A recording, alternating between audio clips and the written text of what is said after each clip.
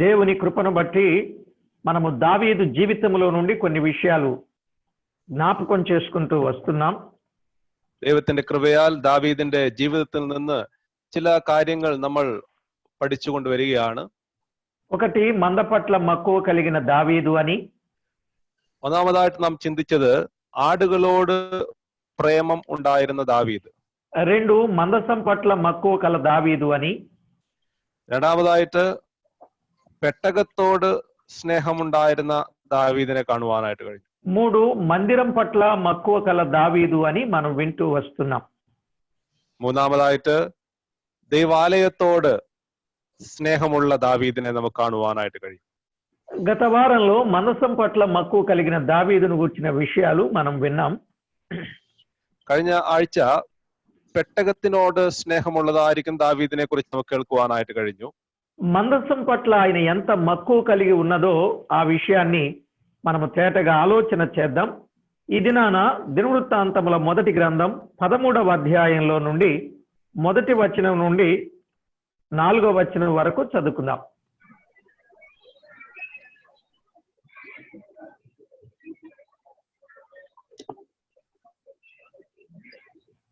దినవృత్తాంతముల మొదటి గ్రంథం 13వ అధ్యాయం మొదటి నుండి 4 వచనాలు. ദിനവൃത്താന്തം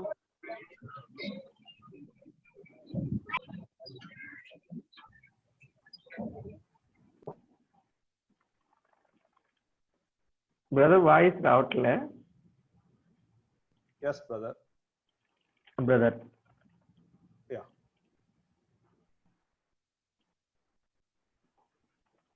what is the reference again brother? First Chronicles 13 chapter 1 to 4 verses. Okay ഒന്ന് ദിനവൃത്താന്തം 13ന്റെ 1 മുതൽ 4 വരെയുള്ള വാക്യങ്ങളാണ് നമ്മൾ വായിക്കുന്നത്. ദാവീദ് സഹസ്രാധിപന്മാരോടും ശതാധിപന്മാരോടും സകല നായകന്മാരോടും ആലോചിച്ച ശേഷം ഇസ്രായേലിന്റെ സർവ്വസഭയോടും പറഞ്ഞത്, നിങ്ങൾ സമ്മതവും നമ്മുടെ ദൈവമായ യഹോവയ്ക്ക് ഹിതവുമാകുന്നുവെങ്കിൽ നാം ഇസ്രായേൽ ദേശത്തെല്ലായിടവുമുള്ള നമ്മുടെ ശേഷം സഹോദരന്മാരും അവരോടുകൂടെ പുൽപ്പുറങ്ങളുള്ള പട്ടണങ്ങളിൽ പാർക്കുന്ന പുരോഹിതന്മാരും ലേവ്യരും നമ്മുടെ അടുക്കൽ വന്നുകൂടേണ്ടതിന് എല്ലായിടവും ആളയക്കുക. നമ്മുടെ ദൈവത്തിന്റെ പെട്ടകം വീണ്ടും നമ്മുടെ അടുക്കൽ കൊണ്ടുവരിക. സൗലിന്റെ കാലത്ത് നാം അതിനെ ഗണ്യമാക്കിയില്ലല്ലോ. ഈ കാര്യം സകല ജനത്തിനും ബോധിച്ചതുകൊണ്ട് അങ്ങനെ തന്നെ ചെയ്യണമെന്ന് സർവ്വസഭയും പറഞ്ഞു. Thank you. చదవబడిన లేఖనం కొరకై చిన్న ప్రార్థన చేసుకుందాం. വായിച്ച വാക്യത്തിനായിട്ട് നമുക്കൊരു ചെറിയ പ്രാർത്ഥന ചെയ്യാം. సర్వాధికారి అయిన మా ప్రియ ప్రభువా, మీకు స్తోత్రములు చెల్లిస్తున్నాం. സകലത്തിനും അധികാരമുള്ള ഞങ്ങളുടെ കർത്താവെ, ഞങ്ങൾ അങ്ങേ സ്തുതിക്കുന്നു. చదవబడిన లేఖన భాగమును దీవించి మా అందరితో మీరు మాట్లాడమని కోరుచు, വായിച്ച വാക്യത്തെ ഞങ്ങൾക്ക് അനുഗ്രഹിച്ച് ഞങ്ങൾ എല്ലാവരോടും സംസാരിക്കണമേ എന്ന് ഞങ്ങൾ പ്രാർത്ഥിക്കുന്നു. సమస్తము ద్వారా మహిమ ఆపాదించుకొనమని,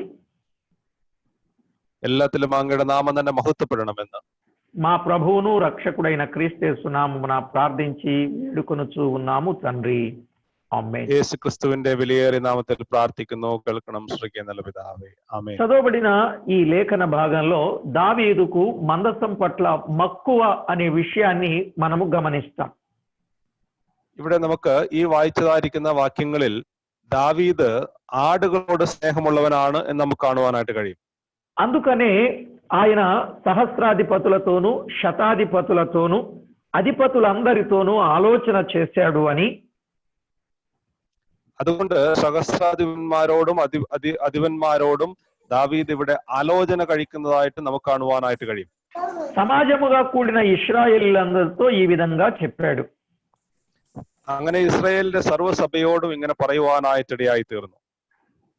సౌలు దినాలలో దేవుని మందసము దగ్గర మనము విచారణ చేయకయే యుంటిమి. సౌలు దినములలో దేవుని మందసము దగ్గర విచారణ చేయకయే యుంటిమి. സൗലിന്റെ കാലത്ത് നാം അതിനെ ഗണ്യമാക്കിയില്ലല്ലോ. അതുകൊണ്ട് ദൈവത്തിന്റെ പട്ടകത്തെ അതുപോലെ നമുക്ക് കാണുവാനായിട്ട് കഴിയുകയില്ല. దేవుని మందసం మరలా మన యొద్దకు కొనివత్తము రండి. ദൈവത്തിൻ്റെതായിരിക്കുന്ന പെട്ടകം തിരിച്ച് നമ്മുടെ അടുത്തേക്ക് കൊണ്ടുവരേണ്ട ആവശ്യമാണ്. ఈ మాట సమాజకులందరి దృష్టికి, జనులందరి దృష్టికి అనుకూలమాయను. ഈ വാക്ക് ദാവീദിന്റെ ഈ വാക്ക് జనങ്ങൾക്ക് എല്ലാം బోధిక్కువానాയിട്ട് ఇടయాయి తీరును. అలాగైతే ఆ ప్రకారంగా మనము చేద్దాం, మందసము దగ్గర విచారణ చేద్దామని ప్రజల దృష్టికి కూడా ఆమోదమైనట్లుగా గమనిస్తాం. അങ്ങനെ ഇസ്രായേലിന്റെ സർവ്വസഭയോടും ഈ പെട്ടകത്തിന്റെ കാര്യത്തിൽ നമ്മൾ ശ്രദ്ധ ചെലുത്താമെന്ന് దావీదు പറയുകയാണ്. గత వారంలో మనం విన్నాం మందసం పట్ల మక్కువ కలిగిన దావీదు. మందసము అనంటే కెరూబుల మధ్య నివసించు సైన్యములకు అధిపతి అయిన యెహోవా అనే ఆయన అని మనం విన్నాం. കഴിഞ്ഞ ആഴ്ച പെട്ടകത്തോട് വളരെ സ്നേഹമുള്ളതായിരിക്കുന്ന ദാവീദിനെ കാണുവാനായിട്ട് കഴിഞ്ഞു. കെരൂബുകളുടെ നടുവിൽ അധിവസിക്കുന്നതായിരിക്കുന്ന സൈന്യങ്ങളുടെ യഹോവയുടെ പെട്ടകമെന്ന് നമുക്ക് കാണുവാനായിട്ട് കഴിഞ്ഞു. ఆ మందసానికి ఉన్నటువంటి పేర్లు మనం విన్నాం. పరిశుద్ధమైన మందసం, బలసూచకమైన మందసం. ഈ പെട്ടകങ്ങളുടേതായിരിക്കുന്ന പേരുകൾ നമുക്ക് പഠിക്കുവാനായിട്ട് കഴിഞ്ഞു. പരിശുദ്ധമായ പെട്ടകം, ദൈവത്തിൻ്റെതായിരിക്കുന്ന ബലത്തിന് സൂചകമായിരിക്കുന്ന പെട്ടകം, యెహోవాగా పిలువబడిన మందసం, യഹോവ എന്ന നാമത്തിൽ വിളിക്കപ്പെടുന്നതായിരിക്കുന്ന പെട്ടകം, സർവലോകനാഥുని నిబంధన మందసం, സർവലോകത്തിന്റെയും നാഥന്റെ നിയമ പെട്ടകം, శాసనములు గల మందసం, നമ്മളായിരിക്കുന്ന പഠിപ്പിക്കുന്നതായിരിക്കുന്ന പെട്ടകം, పలకలు గల మందసం,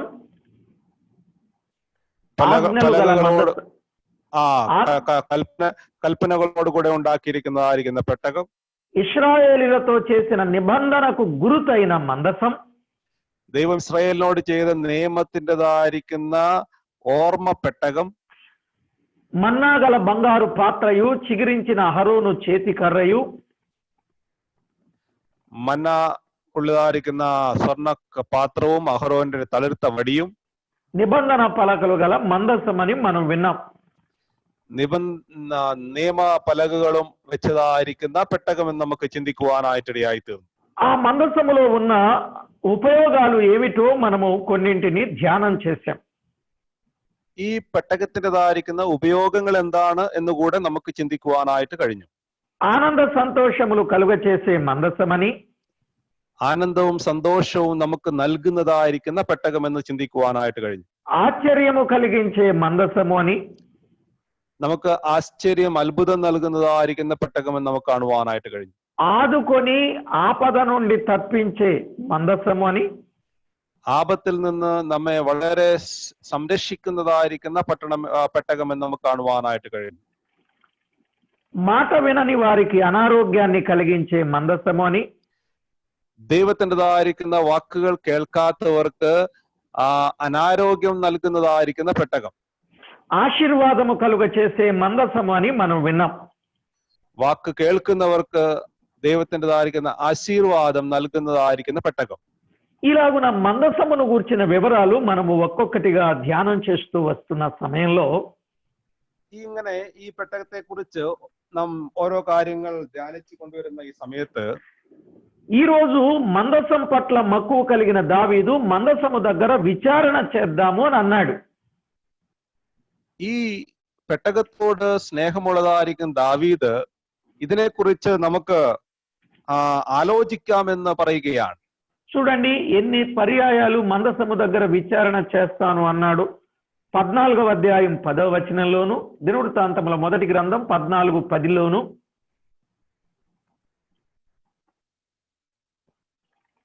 ദിനവൃത്താന്തം 1-ാം പുസ്തകം 14-ാം അധ്യായം 10-ാം വാക്യത്തിൽ, അപ്പോൾ ദാവീദ് ദൈവത്തോട്, ഞാൻ ഫിലിസ്ത്യരുടെ നേരെ പുറപ്പെടണമോ, അവരെ എന്റെ കയ്യിൽ ഏൽപ്പിച്ചു തരുമോ എന്ന് ചോദിച്ചു. യഹോവ അവനോട്, പുറപ്പെടുക, ഞാൻ അവരെ നിന്റെ കയ്യിൽ ഏൽപ്പിക്കുമെന്ന് അരുളി ചെയ്തു. దావీదు దేవుని వద్ద విచారణ చేయగా అనే మాట గమనిస్తున్నాం. ഇവിടെ നമുക്ക് കാണുവാനായിട്ട് കഴിയും, ദാവീദ് ദൈവത്തോട് ആലോചന ചോദിക്കുകയാണ്. 14:14లో కూడా దావీదు తిరిగి దేవుని వద్ద విచారణ చేశాను అని మనము గమనిస్తున్నాం. 14-ലും പിന്നെയും ദാവീദ് ദൈവത്തോട് അരുളപ്പാട് ചോദിക്കുന്നതായിട്ട് കാണുവാനായിട്ട് കഴിയും. 15వ అధ్యాయం 13వ వచనంలో కూడా దావీదు యెహోవా యొద్ద విధిని బట్టి విచారణ చేయుట అనే మాట మనము గమనిస్తున్నాం. 17-13ലും ദാവീദ് യഹോവയുടെ വിധികളെ കുറിച്ച് അരുളപ്പാട് ചോദിക്കുന്നതായിട്ട് നമുക്ക് കാണുവാനായിട്ട് കഴിയും. కాబట్టి మందసాన్ని ఆయన తీసుకురావటానికి ఆయన ఇష్టపడుటలో ఆ మందసము చేసే మేలేమిటో ఆయన గుర్తించాడు. പെട്ടകം തിരിച്ച് യെരുശലേമിലേക്ക് കൊണ്ടുവരുവാനായിട്ട് ദാവീദ് ചെയ്തതായിരിക്കുന്ന ഈ ആലോചനയിൽ നിന്ന് దావీదుని పెట్టగത്തിന് మేలుള്ള స్నేహం వెలువడుగയാണ്. ఆ మందసాన్ని తీసుకురావడానికి అబీనాదాబు ఇంట నుండి తీసుకొని రావటానికి బయలుదేరాడు. അബീനാദാവിന്റെ വീട്ടിൽ നിന്ന് ഈ പെട്ടകം തിരിച്ചു കൊണ്ടുവരുവാനായിട്ട് ദാവീദ് യാത്ര പുറപ്പെടുകയാണ്. 13వ అధ్యాయం 7 నుండి 8 వచనాలు మనము గమనిస్తా ఉన్నప్పుడు 13ന്റെ 7 മുതൽ 7, 8 നാം വായിക്കുമ്പോൾ അത് നമുക്ക് മനസ്സിലാക്കുവാനായിട്ട് കഴിയും. అబీనాదాబు ఇంట నుండి మందసాన్ని తీసుకొని వచ్చిరి అనే మాట చూస్తున్నాం.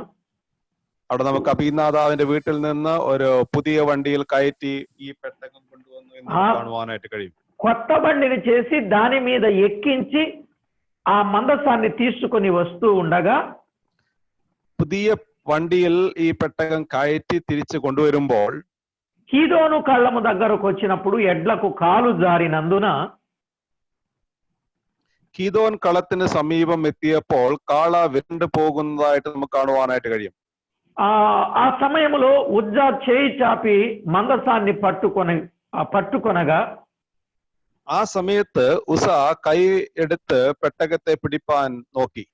దేవుడు ఆయనను మొత్తెను గనుక అతడు అక్కడనే దేవుని సన్నిధిని చనిపోయెను అని 10వ వచనంలో వ్రాయబడింది. അവിടെ നമുക്ക് കാണുവാനായിട്ട് കഴിയുന്നത് ദൈവത്തിൻ്റെതായിരിക്കുന്ന കോപം മുസയുടെ നേരെ ജ്വലിച്ചത് കൊണ്ട് അവിടെ അവൻ ദൈവസന്നിധിയിൽ മരിച്ചു പോകാനായിട്ടിടയായി തീർന്നു.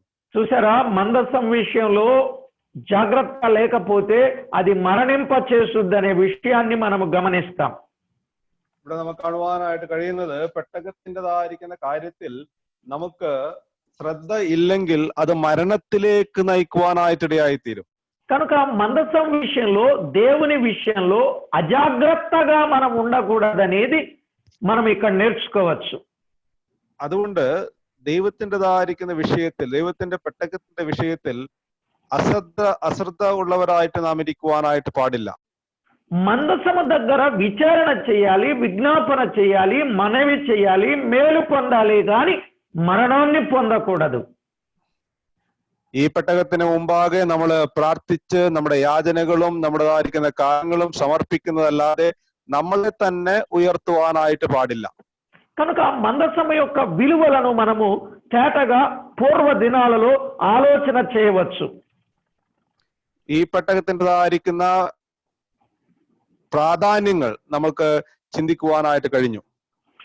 మనము నిర్గమాకాండం 40వ అధ్యాయం 21వ వచనంలో പുറപ്പാട് പുസ്തകം 40ാം അധ്യായം 21ാം വാക്യത്തിൽ ഇങ്ങനെയാണ് വായിക്കുന്നത്. ఒకప్పుడు మందిరములో ఉన్న మందసం ഒരു കാലത്ത് ഈ തിരുനിവാസത്തിൽ ഉണ്ടായിരുന്നതായിരിക്കുന്ന ഈ പെട്ടകം మందసం మందిరములో ఉండేది. అనగా 1 మందసం హృదయంలో ఉండాలి, 2 కుటుంబంలో ఉండాలి, 3 సంఘములో ఉండాలి, 4 సమాజంలో ఉండాలి. നമുക്ക് ഇവിടെ കാണുവാനായിട്ട് കഴിയുന്നത് പെട്ടകം ഹൃദയത്തിലുണ്ടാകണം, കുടുംബത്തിലുണ്ടാകണം, മന്ദിരത്തിലുണ്ടാകണം, അതുപോലെ ദൈവസഭയിലുണ്ടാകണം. ఇప్పుడు ఇక్కడ సమాజంలోనికి వచ్చిన ఆ మందసం వారికి మేలు కలిగించాలనుకుంటే వారు మరణాన్ని పొందినట్లుగా మనము గమనిస్తాం. ഇവിടെ നമുക്ക് കാണുവാനായിട്ട് കഴിയുന്നത് ഈ പെട്ടകം തിരുനിവാസത്തിന്റെ അടുത്തേക്ക് കൊണ്ടുവരുവാനായിട്ട് പോകുമ്പോൾ അവരെ തന്നെ ഉയർത്തിയത് മുഖാന്തരം മരണം അവർക്ക് വരുവാനായിട്ടിടയായിത്തീർന്നു. అసలు జీవింపచేసేది లేక బ్రతికించే మందసంగా మనము వినొచ్చు. നമുക്ക് കാണുവാനായിട്ട് കഴിയുന്നത് പെട്ടകം ജീവൻ നൽകുന്ന പെട്ടകമാണ്. సంఖ్యాకాండం 7వ అధ్యాయం 90వ వచనంలో మాటలాడిన మందసం. സംഖ്യാപുസ്തകം 7ാം അധ്യായം 89ാം വാക്യത്തിൽ നമുക്ക് സംസാരിക്കുന്ന പെട്ടകം എന്ന് നമുക്ക് കാണുവാനായിട്ട് കഴിയും. యెహోషువ గ్రంథంలో 3వ అధ్యాయం 3వ వచనంలో మార్గము చూపిన మందసం, ముందుగా నడచిన మందసం. യോശുവയുടെ പുസ്തകം 3ാം അധ്യായം 3ാം വാക്യത്തിൽ വഴി കാണിച്ച് മുമ്പിൽ നടക്കുന്ന പെട്ടകം എന്ന് കാണുവാനായിട്ട് കഴിയും. సమూయేలు మొదటి గ్రంథం 4:22లో ఇశ్రాయేలీలతో ప్రభావమును ఇశ్రాయేలుల మధ్య ప్రభావము కలిగిన మందసం. ശമൂവേലിന്റെ ഒന്നാം പുസ്തകം 4-ാം അധ്യായം 22-ാം വാക്യത്തിൽ ഇസ്രായേൽ ജനങ്ങളുടെ മധ്യത്തിൽ ആ മഹത്വം കൊടുക്കുന്നതായിരിക്കുന്ന പെട്ടകം എന്ന് കാണുവാനായിട്ട് കഴിയും. అయితే ఆ మందసం పట్టబడి ఫిలిస్తీన్లు తీసుకొని వెళ్ళినప్పుడు ఇశ్రాయేలుల నుండి ప్రభావం పోయెను, మహిమ పోయెను అని చెప్పాడు. എന്നാൽ ആ പെട്ടകം ഫിലിസ്തീർ പിടിച്ചുകൊണ്ട് പോയപ്പോൾ ഇസ്രായേലിൽ നിന്ന് ആ മഹത്വം പോയി എന്നിവിടെ എഴുതിയിരിക്കുകയാണ്. దినవృత్తాంతముల మొదటి గ్రంథం 6వ అధ్యాయం 41వ వచనంలో, 1 దినవృత్తాంతం 6ాం అధ్యాయం അതിന്റെ 41ാം വാക്യത്തിൽ రక్షణ ధరింపచేయు మందసమని, ദൈവത്തിൻ്റെതായിരിക്കുന്ന രക്ഷ ധരിച്ചിരിക്കുന്ന പെട്ടകം എന്ന് നമുക്ക് അവിടെ കാണുവാനായിട്ട് കഴിയും. భక్తులను మేలులతో నింపి సంతోషింపచేయు మందసమని మనం అక్కడ గమనిస్తాం. ദൈവ ഭക്തന്മാരെ സംരക്ഷിക്കുന്നതായിരിക്കുന്ന, ബലത്തോടെ നിർത്തുന്നതായിരിക്കുന്ന പെട്ടകം എന്ന് നമുക്ക് അവിടെ കാണുവാനായിട്ട് കഴിയും. కనుక ఇలాంటి మంచి మందసం దగ్గర ఆయన విచారణ చేసి ఎన్నో మేలులు పొందుతూ వస్తున్నాడు. ഇത്ര മഹത്വമുള്ളതായിരിക്കുന്ന പെട്ടകത്തിന് മുമ്പാകെ ആലോചന ചെയ്ത് എത്ര നന്മ നമുക്ക് അനുഭവിക്കുവാനായിട്ട് കഴിയും. ఆ క్రమంలో మందసాన్ని తీసుకొని వస్తూ ఉండగా కీదోను కళ్ళం దగ్గర ఎడ్లకు కాలు జారినందున ఉజ్జా పట్టుకుని మరణించాడు. ആ ആലോചന പ്രകാരം ഈ പെട്ടകം തിരിച്ചു കൊണ്ടുവരുമ്പോൾ കീദോന്തായിരിക്കുന്ന കളത്തിന്റെ അടുത്ത് ആ കാളയുടേതായിരിക്കുന്ന കാല് ഉടയുവാനും അങ്ങനെ ഉസ പെട്ടകത്തെ പിടിച്ച് మరణപ്പെടുവാനായിട്ടിടയായിത്തീർന്നു. అలాగున మరణమైపోయిన సందర్భంలో మందసాన్ని విడిచిపెట్టి దావీదు ఇశ్రాయేలీలు ఎక్కడోళ్ళు అక్కడే పారిపోయినట్లుగా మనము గమనిస్తాం. അങ്ങനെ ഈ പെട്ടകത്തിന് മുമ്പാകെ മരണം സംഭവിച്ചപ്പോൾ ദാവീദ് ഈ പെട്ടകത്തെ വിട്ട് തിരിച്ചു പോകുവാനായിട്ടിടയായിത്തീർന്നു. ఇదేంటి మందసం మనకు మేలు కలిగిస్తుంది అని అనుకుంటే, ఇప్పుడు మందసం మనకు మరణాన్ని కలిగించడానికి కారణం ఏమిటి అని పరీక్ష చేసుకోవలసిన ఆవశ్యకత ఏర్పడింది. ദാവീദിന് ഉണ്ടായിരുന്നതായിരിക്കുന്ന വലിയ സംശയം എന്ന് പറയുന്നത്, ഈ പെട്ടകം അനുഗ്രഹം കൊണ്ടുവരുന്ന പെട്ടകം ഇന്നെന്താണ് മരണത്തെ കൊണ്ടുവന്നത് എന്നുള്ളതാണ്. ఇలాంటి పరిస్థితుల్లో మందసాన్ని తీసుకొని వెళితే మనకి ప్రమాదమేమో అని ఒక ప్రమాద ఆలోచన ఆయన హృదయంలో కలిగినట్లు మనం చూస్తాం. അതുകൊണ്ട് തന്നെ ദാവീദ് തന്റെ ഹൃദയത്തിൽ ഈ മരണം വരിക്കുന്നതായിരിക്കുന്ന പെട്ടകം ഇനിയും ഇവിടെ നിന്ന് കൊണ്ടുപോയാൽ നമുക്കത് ആപത്തായിരിക്കുമോ എന്ന് ചിന്തിച്ച് അവിടെ ആ പെട്ടകം ഉപേക്ഷിക്കുവാനായിട്ടിടയായി തീർന്നു. అలాంటి సమయంలో మందసాన్ని విడిచిపెట్టి వెళ్ళిపోతే ఓబేదేదోము ఇంటి దగ్గర మందసం 3 నెలలు ఉన్నది. അങ്ങനെ ഒബേദ് ഈദോമിന്റെ വീട്ടിൽ ഈ പെട്ടകം 3 മാസം ഉപേക്ഷിച്ചിട്ട് ദാവീദ് കടന്നു പോകുവാനായിട്ടിടയായി തീർന്നു. ఆ 3 నెలలు ఉన్న సమయంలో యెహోవా ఓబేదేదోము ఇంటి వారిని అతని సొత్తంతటిని ఆశీర్వదించెను అనే మాట మనం గమనిస్తాం. എന്നാൽ യഹോവ ഒബേദ് ഈദോമിനെയും അദ്ദേഹത്തിന്റെ കുടുംബക്കാരെയും വളരെ അനുഗ്രഹിക്കുവാനായിട്ടിടയായി തീർന്നു. ఇక్కడ మనం గమనించాల్సింది ఒకటి ఉంది. అదేమంటే, ഇവിടെ നമുക്ക് വളരെ ശ്രദ്ധിക്കുവാനായിട്ടുള്ള ഒരു കാര്യമുണ്ട്. ఒబేదేదోమునేమో ఆశీర్వదించడం ఏమిటి, ఉజ్జానేమో మరణింపచేయటం ఏమిటి? ഒബേദ് ഈദോമിന് അനുഗ്രഹം ലഭിച്ചപ്പോൾ ഊസായിക്ക് മരണമാണ് ലഭിച്ചത്. దేనికి? എന്തുകൊണ്ടാണ്? అదే మందసం కదా. ఆ మందసమే ఒకరికేమో ఆశీర్వాదం, మరొకరికేమో మరణం కలిగించడానికి కారణం ఏమిటి? അതേ പെട്ടകമാണ് ഒരാൾക്ക് അനുഗ്രഹവും മറ്റൊരാൾക്ക് മരണവും സംഭവിക്കും. అదే ఈ రోజు ప్రాముఖ్యంగా మనం ఆలోచించవలసిన ముఖ్యమైన విషయం. ഇന്ന് രാവിലെ സമയം നമ്മൾ ആലോചിക്കുവാനായിട്ട് പോകുന്ന ഏറ്റവും പ്രധാനപ്പെട്ട വിഷയം അത് തന്നെയാണ്. ఒకరికేమో ఆశీర్వాదం, మరొకరికేమో మరణం. ഒരാൾക്ക് അനുഗ്രഹവും മറ്റൊരാൾക്ക് മരണവും സംഭവിക്കുന്നു. కారణం ఏమిటి? എന്താണ് ഇതിന് കാരണം? కొందరేమో దీవించబడుతున్నారు, కొందరేమో నాశనం అవుతున్నారు. కారణం ఏమిటి? ചിലർ നശിച്ചു പോകുന്നു, ചിലർ ജീവിച്ച് വളരുന്നു. എന്താണ് കാരണം? మందసము యొక్క విలువలు తేటగా తెలియకపోవడం వలననే మరణం. ഈ പെട്ടകത്തിൻ്റെതായിരിക്കുന്ന പ്രാധാന്യം, അതിന്റെ വില വളരെ వ్యక్తമായിട്ട് മനസ്സിലാക്കാതെ പോകുന്നത് കൊണ്ടാണ് മരണം സംഭവിക്കുന്നത്. మందసము యొక్క విలువలు సరిగా తెలియకపోవటం వల్లనే కష్టం, నష్టం, నాశనం. കഷ്ടവും നഷ്ടവും നമ്മുടെ ജീവിതത്തിൽ വരുവാനായിട്ടുള്ളതായിരിക്കുന്ന കാരണം ഈ പെട്ടകത്തിന്റെ വില നാം മനസ്സിലാക്കാതെ പോകുന്നത് കൊണ്ടാണ്.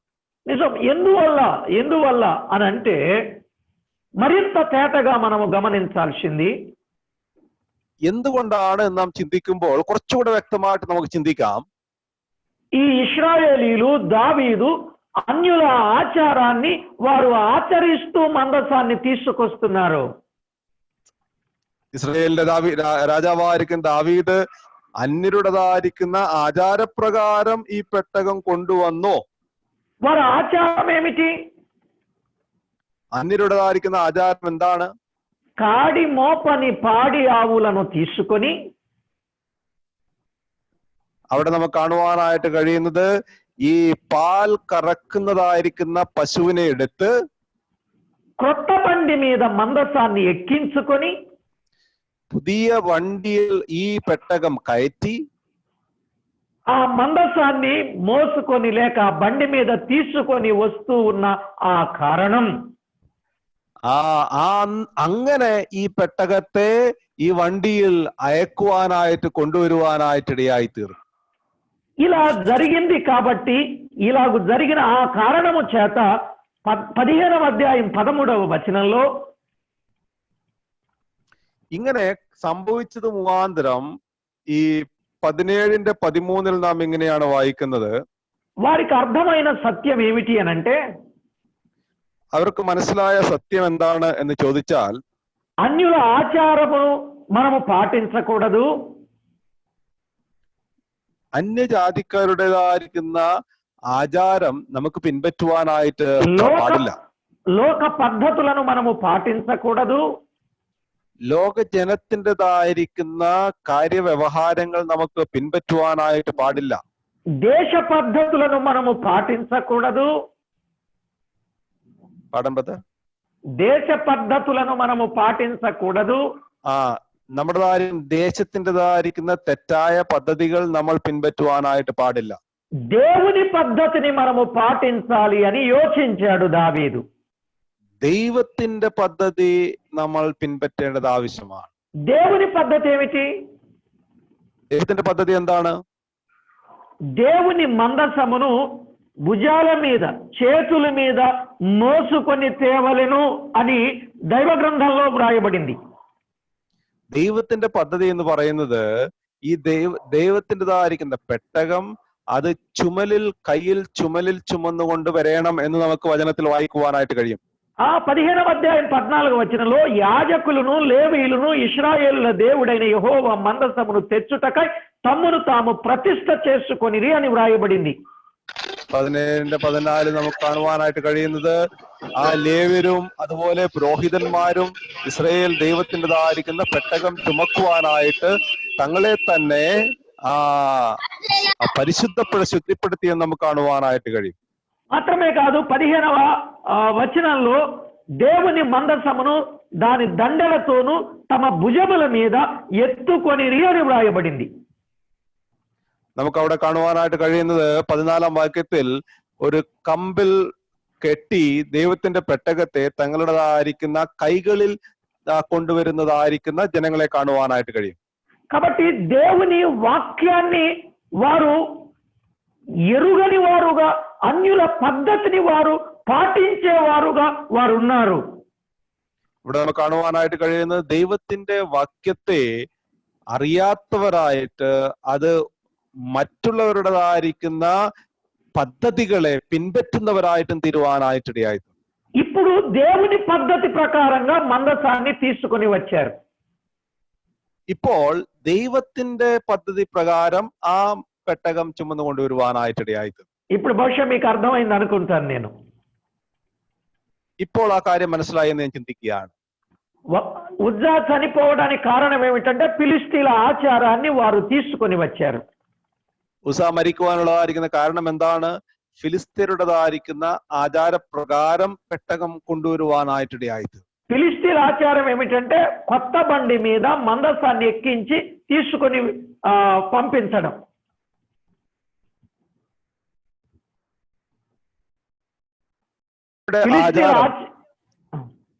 ഫിലിസ്തീനയുടെ ആചാരം ഇവിടെ നമുക്ക് കാണുവാനായിട്ട് കഴിയുന്നത് പുതിയ വണ്ടിയിൽ പെട്ടകം കയറ്റി കൊണ്ടുവരിക എന്നുള്ളതാണ്. కానీ దేవుని ఆచారం ఏమిటంటే దానిని భుజాల మీద దండెలతో లేవీయులు యాజకులు మాత్రమే మోసుకొని రావాలి. എന്നാൽ ദൈവത്തിൻ്റെതായിരിക്കുന്ന ആചാരം അത് ചുമലിൽ വെച്ച് പുരോഹിതന്മാരും ലേവ്യരും കൊണ്ടുവരണം എന്നുള്ളതാണ്. ఇక్కడ మనం నేర్చుకోవాల్సిన పాఠం ఏమిటంటే ఈనాడు కష్టానికి ఇష్టపడేవాళ్ళు లేరు, సుఖానికి ఇష్టపడేవాళ్ళు ఉన్నారు. ഇവിടെ നമുക്ക് മനസ്സിലാക്കുവാനായിട്ട് കഴിയുന്നത് ഈ നാളുകളിൽ കഷ്ടം സഹിക്കുവാനായിട്ട് ഇഷ്ടമുള്ളവരില്ല, എല്ലാവർക്കും സുഖമാണ് ആവശ്യം.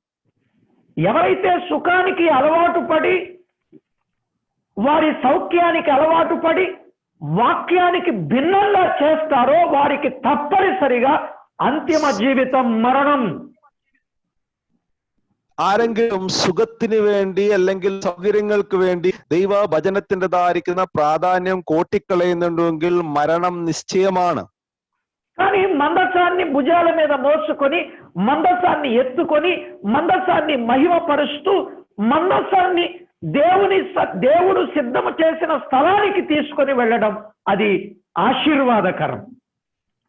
ഇവിടെ അനുഗ്രഹകരമായിരിക്കുന്ന കാര്യം എന്താണെന്ന് ചോദിച്ചാൽ ഈ പെട്ടകത്തെ ഭുജത്തിലെടുത്ത് ചുമലിൽ വെച്ച് ദൈവം ആ കൽപ്പിച്ച പ്രകാരം ദൈവ സന്നിധിയിലേക്ക് കൊണ്ടുവരുന്നതാണ്. ఈవేళ చాలా మంది జీవితాల్లో దేవుని వాక్యాన్ని తమకు అనుకూలంగా మలుచుకుంటున్నారు, వాక్యానికి అనుకూలంగా మార్చబట్టం లేదు. ഈ നാളുകളിൽ അനേക വ്യക്തികൾ ദൈവവചനത്തെ തങ്ങൾക്ക് ബോധിച്ചതുപോലെ മാറ്റി മറിച്ച് ദൈവവചനത്തിന് ബോധിച്ചതുപോലെ തങ്ങളെ തന്നെ മാറ്റുന്നില്ല. దేవుని వాక్యాన్ని మనకు అనుకూలంగా మలచుకోవాలా, మనము వాక్యానికి అనుకూలంగా మలచబడాలా? ദൈവത്തിന്റെ വചനത്തെ നമുക്ക് അനുകൂലമായിട്ട് മാറ്റുവാൻ. చెప్పండి, దేవునికి అనుకూలంగా మనము మలచబడాలి కానీ మనకు అనుకూలంగా దేవుణ్ణి ఉపయోగించుకోవడం పెద్ద తప్పు. ദൈവത്തിന് അനുകൂലമായിട്ട് നാം മാറ്റപ്പെടേണ്ടതിന് പകരം നമുക്ക് അനുകൂലമായിട്ട് ദൈവവചനത്തെ മാറ്റിക്കളയുന്നു. ఫిలిస్తీన్లకు ఆ మందసం విషయంలో ఏం చేయాలో వారికి తెలియదు కనుక అలాగూ చేశారు. ఈవేళ క్రైస్తవులనబడినటువంటి వారిలో మందసం విషయంలో ఎలాగున ఉండాలో ఎరిగి ఉండి కూడా ఫిలిస్తీన్ల వలె లోకస్తుల వలె చేస్తూ ఉన్నారు. ഇവിടെ നമുക്ക് കാണുവാനായിട്ട് കഴിയുന്നത് ഫിലിസ്തീനരുടേതായിരിക്കുന്ന കാര്യങ്ങൾ അറിയാതെ ആയിരിക്കാം ദാവീദ് ചെയ്തതെന്ന് നാം ചിന്തിക്കുമ്പോൾ ഇന്ന് കാര്യങ്ങൾ അറിഞ്ഞുകൊണ്ടും നാം അതുപോലെ ചെയ്യുന്നതാണോ? దయచేసి ప్రేమతో తెలియచేస్తున్నాను ప్రియులారా, లోక పద్ధతులు మనము పాటించకూడదు. പ്രിയമുള്ള ദൈവമക്കളെ, വളരെ സ്നേഹത്തോടെ പറയുകയാണ്, ലോകത്തിന്റെ പദ്ധതികൾ നമുക്ക് പിൻപറ്റുവാനായിട്ട് പാടില്ല. మరి దేవుని పద్ధతి అనేది ఎలాగర్థమైంది దావీదుకు? ഇത് ദൈവത്തിന്റെ പദ്ധതിയാണെന്ന്, ദൈവത്തിന്റെ പദ്ധതി എങ്ങനെയാണ് ദാവീദ് മനസ്സിലായത്? దేవుని వాక్యాన్ని చదివినప్పుడు సంగతిని గ్రహించగలిగాడు. ദൈവത്തിന്റെ വാക്യം പിന്നീട് വായിച്ചപ്പോൾ ദാവീദിന് കാര്യങ്ങൾ മനസ്സിലാകുവാനായിട്ടിടയായി തീർന്നു. అందుకే దేవుని వాక్యాన్ని మనము చదవాలి, ధ్యానం చేయాలి, ఆ ప్రకారంగా జీవించాలి. అప్పుడే లేఖనాలలో ఉన్న లోతులు మనకు అర్థమవుతాయి. അതുകൊണ്ട് തന്നെയാണ് പറയുന്നത്, ദൈവത്തിന്റെ വചനം നാം വായിക്കണം, ധ്യാനിക്കണം, എങ്കിൽ മാത്രമേ അതിലുള്ളതായിരിക്കുന്ന ആഴമായ സത്യങ്ങളെ നമുക്ക് മനസ്സിലാക്കുവാനായിട്ട് കഴിയത്തുള്ളൂ. కాబట్టి ఆ సంగతి ఎరిగిన దావీదు ఇప్పుడు మందసాన్ని సంతోషముతో తెచ్చారు. ആ കാര്യം മനസ്സിലാക്കിയ ദാവീദ് ഇപ്പോൾ പെട്ടകത്തെ വളരെ സന്തോഷത്തോടെ കൊണ്ടുവരുവാനായിട്ടിടയായിട്ട് 15వ అధ్యాయం 16వ వచనంలో సంతోషముతో స్వరములెత్తి పాటలు పాడుతూ ఏర్పాటు చేయబడిన స్థలానికి తెచ్చాడు. 17-16 നമുക്ക് കാണുവാനായിട്ട് കഴിയും, സന്തോഷത്തോടെ സ്തോത്രത്തോടെ പാട്ടുകളോടുകൂടെ ആ സ്ഥലത്തേക്ക് പെട്ടകത്തെ കൊണ്ടുവന്നു എന്ന് എഴുതിയിരിക്കുകയാണ്. 25వ వచనంలో ఉత్సాహముతో తెచ్చారు. 25వ వాక్യത്തിൽ ఉత్సాహത്തോടുകൂടെ കൊണ്ടുവന്നു എന്ന് പറയുകയാണ്. ఆ మాత్రమే కాదు, మందసాన్ని మోయటలో గట్టివాడైన కెనన్య బాధ్యతల ప్రకారంగా తీసుకొని వస్తున్నారు. അവിടെ നമുക്ക് കാണുവാനായിട്ട് കഴിയുന്നത് പെട്ടകം ചുമക്കുവാനായിട്ട് ബാധ്യതയുള്ള കെനന്യ അവിടെ ചുമന്നുകൊണ്ട് വരികയാണ്. 15వ అధ్యాయం 28వ వచనంలో ఆర్భాటముతో కొమ్ములు బూరలు ఊదుచు తాళములు కొట్టుచు స్వరమండలములు సితారాలు వాయించుచు యెహోవా నిబంధన మందసమును తీసుకొని వచ్చిరి. Which verse, brother? Once again, verse. 15 words, 28, 15 chapter 28 verse.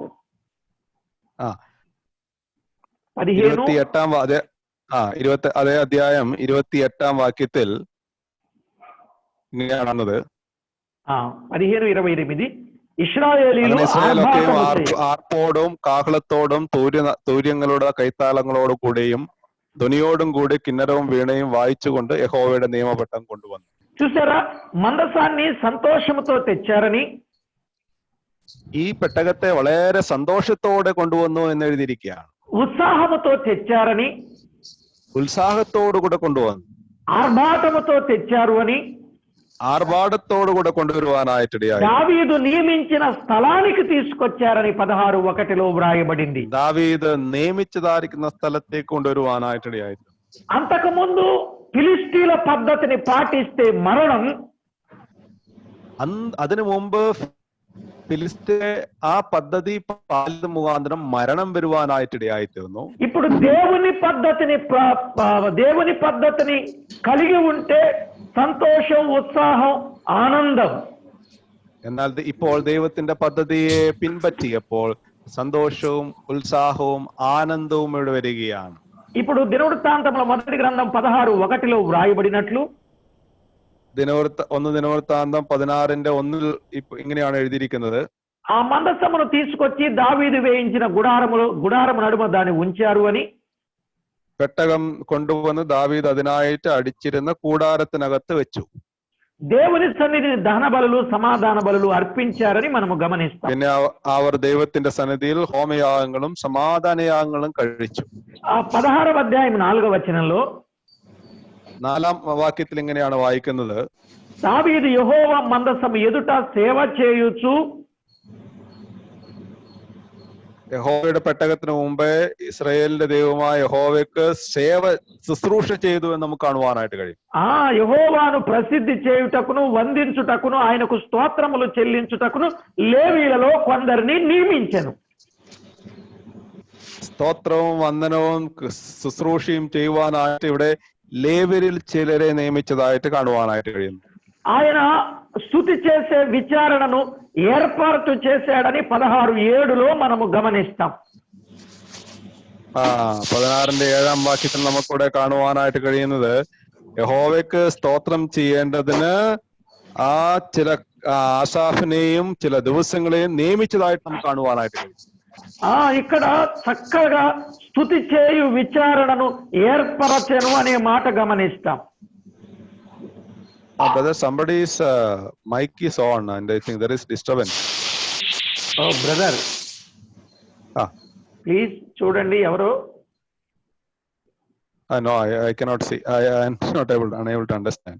Okay. So ആ ദിവസം ദാവീദ് ആസാഫും അവന്റെ സഹോദരന്മാരും മുഖാന്തരം യഹോവയ്ക്ക് സ്തോത്രം ചെയ്യേണ്ടതിന് ഈ ദാവീദ് ആ ദിവസം തന്നെ നിയമിക്കുകയാണ് നമുക്ക് കാണുവാനായിട്ട് കഴിയും.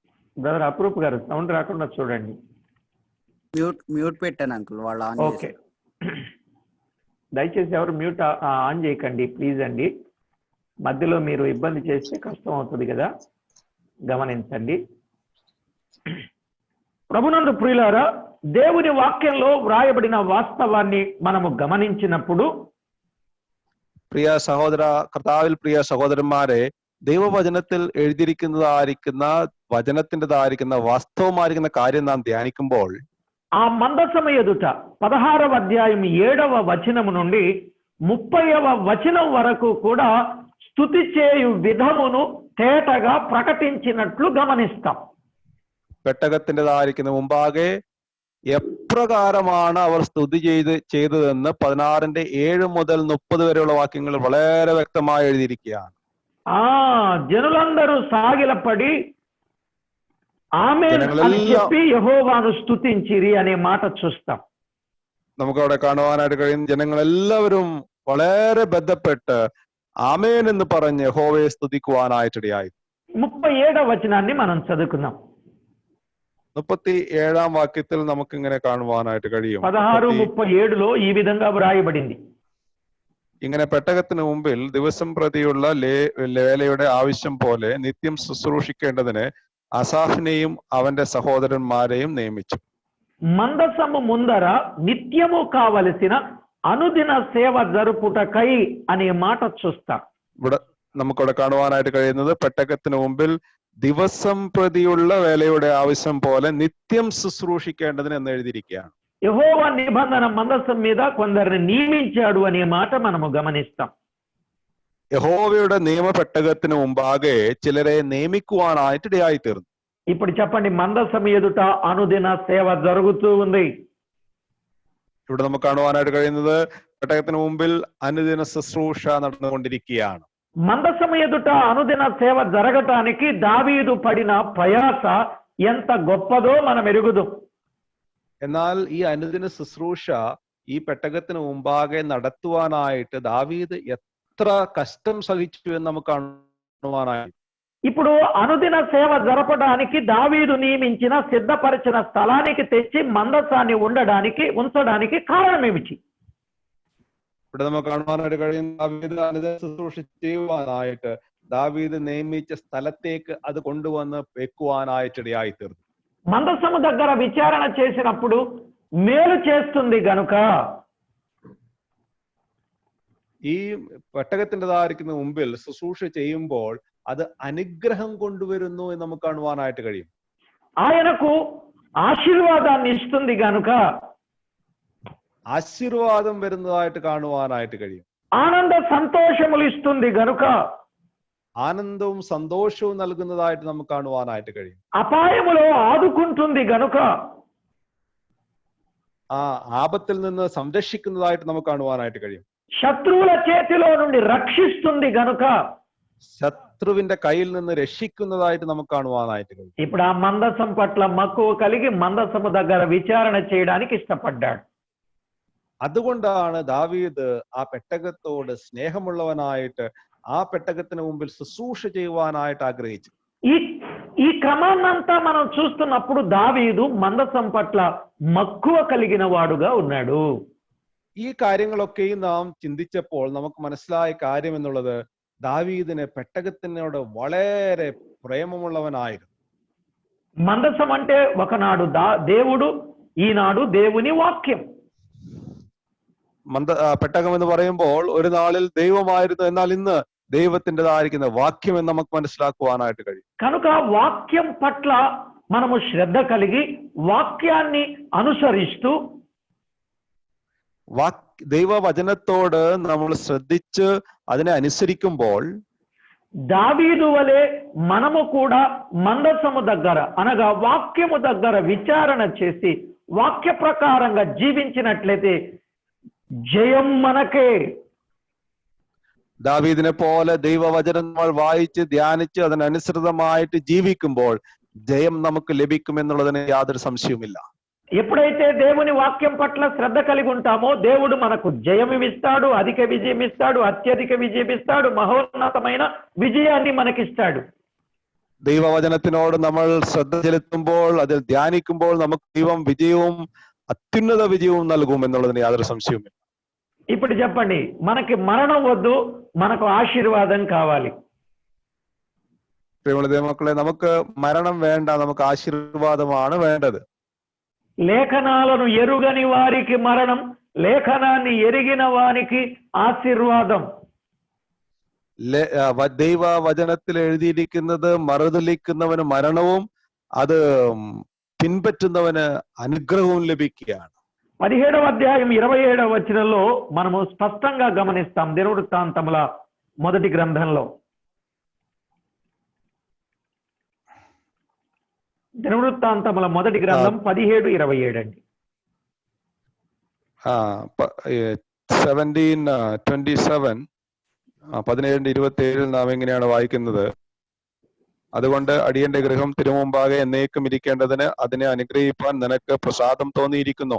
യഹോവയെ നീ അനുഗ്രഹിച്ചിരിക്കുന്നു, അത് എന്നേക്കും അനുഗ്രഹിക്കപ്പെട്ടും ഇരിക്കുന്നുവല്ലോ. ఎంత చక్కని వచనాన్ని మనం చదువుకున్నాం. എത്ര മനോഹരമായിരിക്കുന്ന വചനമാണ് ഇവിടെ നമുക്ക് വായിക്കുവാനായിട്ട് കഴിയുന്നത്. నీ దాసుని సంతతి నిత్యము నీ సన్నిధిని ఉండునట్లుగా. നിന്റെ ദാസന്റെ സന്തതി നിത്യവും നിന്റെ സന്നിധിയിൽ ഇരിക്കുവാൻ തക്കവണ്ണം. అంటే మందసాన్ని తీసుకొని వచ్చి తాను సిద్ధపరచిన స్థలములో ఉంచాడు. అంటే దినదినము ఆయన సన్నిధిలో ఈయన గడపడానికి.